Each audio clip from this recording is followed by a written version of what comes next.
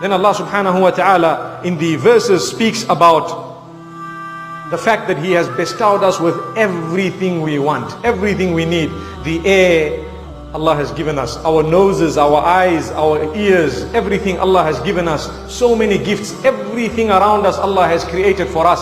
And Allah subhanahu wa ta'ala says twice in the verses that we read tonight, وَإِن تَعُدُّوا نِعْمَةَ اللَّهِ لَا تُحْصُوهَا إِنَّ الْإِنسَانَ لَظَلُومٌ كَفَّارٌ.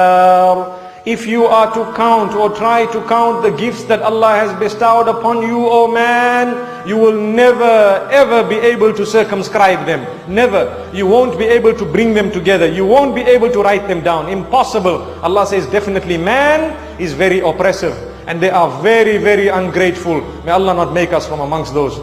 Let us turn to Allah subhanahu wa ta'ala, ask Him to accept our good deeds and make us steadfast inshallah on the right path. And we must promise Allah subhanahu wa ta'ala that the evil that we have been engaged in for so many years, we will put an end to it here and now for the sake of Allah Rabbul Izzati wal Jalal.